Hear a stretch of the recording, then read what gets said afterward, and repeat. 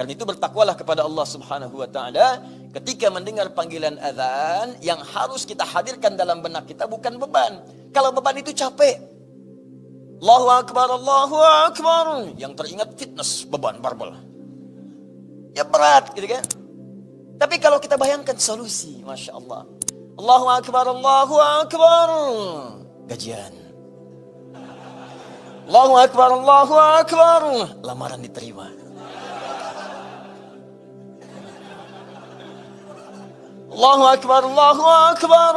Tender menang. Allahu akbar, Allahu akbar. Besok akad. Masya Allah. Malam lamaran, subuh akad. Kalau semuanya begitu enak. Dan semua hal yang disebutkan tadi namanya falah.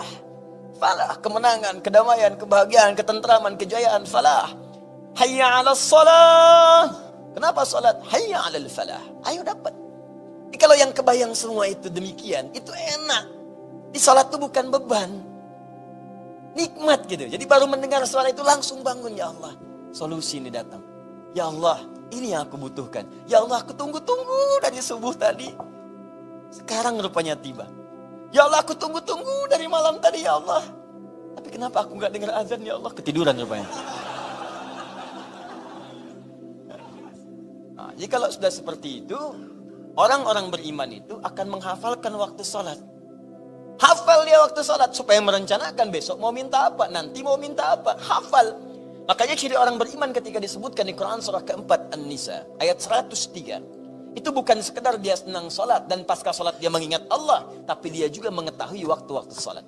فَإِذَا قَضَيْتُمُ الصَّلَاةَ فَاذْكُرُوا اللَّهَ. Maka jika engkau telah selesai menunaikan sholat, segera bergegas zikir kepada Allah. Ingat Allah, ingat Allah. Itu ciri keberhasilan sholat kita.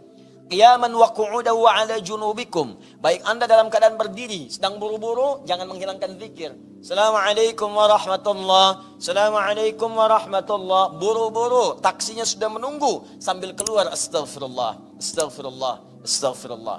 Allahumma antas salam, wa minkas salam, tabarakta ya dzal jalali wal ikram. Mau kemana Pak? La ilaha illallah dan la syarika lah. Lahul mulk alhamdulillah wa ala kulli syai'in qadir. Masuk. Kuningan Pak. Jalan. Enak gitu. Ada kesempatan duduk, tunggu sampai syuruk, tunaikan salat. Tak ada kesempatan sulit di rumah sakit, tidak ada masalah. Rumah sehat, tidak ada persoalan. Sambil berbaring, zikir, zikir, zikir. Wa ala junubikum. فَإِذَا طَمَأْنَنْتُمْ فَأَقِيمُوا الصَّلَاةَ. Hati tenang, suasana nyaman, tunaikan salat dengan enak. Inna salata kanat 'alal mu'minina kitaban mawquta. Sungguh salat itu bagi orang-orang yang punya iman.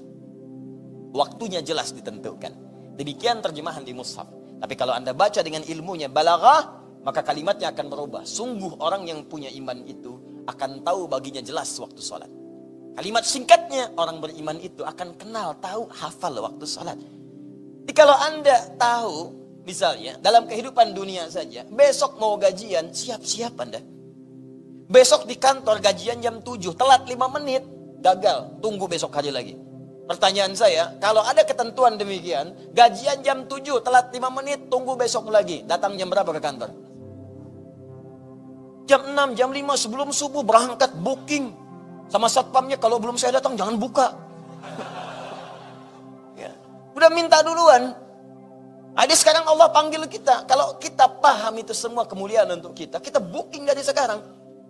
Ya Allah, insya Allah saya akan datang. Ya Allah, berikan kesempatan untuk bangun. Dan rahasia terbesarnya ketika kita menunaikan salat, maka di situ kemudian ada jawaban-jawaban. Di antaranya kemuliaan Al-Fatihah. Hanya persoalannya, apakah semua yang membaca Al-Fatihah, khususnya dalam salat, umumnya dalam bacaan-bacaan untuk menerapkan fungsi Al-Fatihah sebagai asy-syifa, misalnya obat, ya kan? Sebagai fungsi-fungsi lain yang telah kita sebutkan dahulu, Al-Kafiyah, Asy-Syafiyah, As-Salah, Alhamdu, Asasul Quran, Ummul Kitab, apakah semua yang baca Al-Fatihah akan mendapatkan keistimewaan ini? Ini pertanyaan besarnya, karena tidak sedikit orang yang membacakan itu, bahkan berdoa dalam salatnya, dia tidak mendapati apa yang telah dijanjikan. Apakah Allah di sini belum mengabulkan doanya, atau persoalannya dia sendiri yang kemudian tidak tepat memahami dalam bacaan Al-Fatihahnya? Karena itulah kita akan jawab itu dalam kajian saat ini untuk bisa mendalami rahmatullah apa yang kita bisa dapati, dan nanti cara kita mengamalkan Al-Fatihah itu sesuai dengan apa yang kita dapatkan dari informasi Nabi sallallahu alaihi wasallam yang diteruskan lewat para ulama-ulama kita. Maka siapkan hati kita. Kita mulai dengan bagian yang pertama, Bismillahirrahmanirrahim.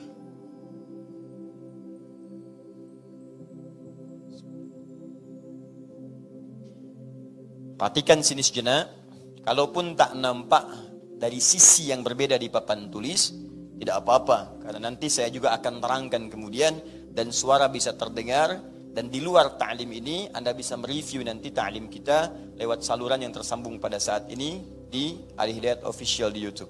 Sekarang mari kita perhatikan baik-baik, teman-teman sekalian. Fokus sini, saya tuliskan Bismillahirrahmanirrahim.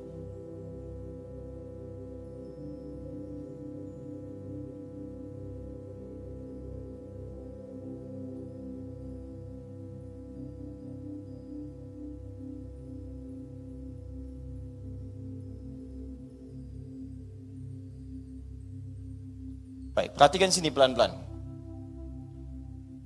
Saya ingin tegaskan satu hal yang sangat penting. Kalimat Al-Fatihah, sekali lagi, Al-ya, ingat di pertemuan lalu, bisa ma'rifah, ta'rif, bisa istighraq. Kalau dia ta'rif, ma'rifah, maka yang dimaksud Al-Fatihah itu surah pembuka dalam mushaf dan surah pembuka dalam salat. Dipahami sampai sini? Alhamdulillah.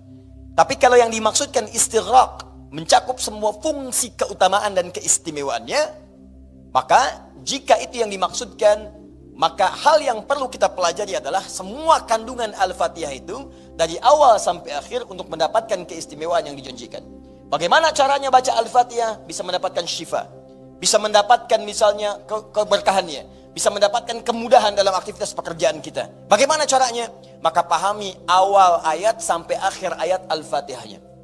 Tapi kalau sekedar ingin dipakai dalam sholat, sah. Atau sekedar ingin baca Al-Quran, antum tak paham pun tak ada masalah.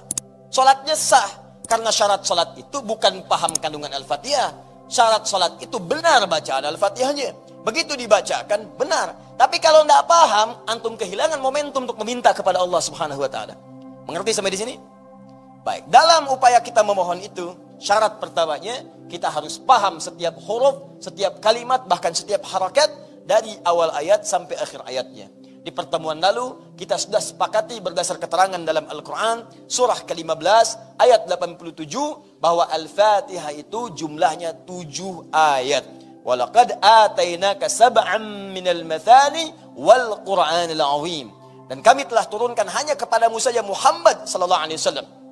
Tidak kepada nabi-nabi yang lain, 7 ayat yang akan terus diulang-ulang. 7 ayat yang akan terus diulang-ulang. Satu episode kemarin kita bahas, yang dimaksud dengan 7 ayat itu adalah surah Al-Fatihah.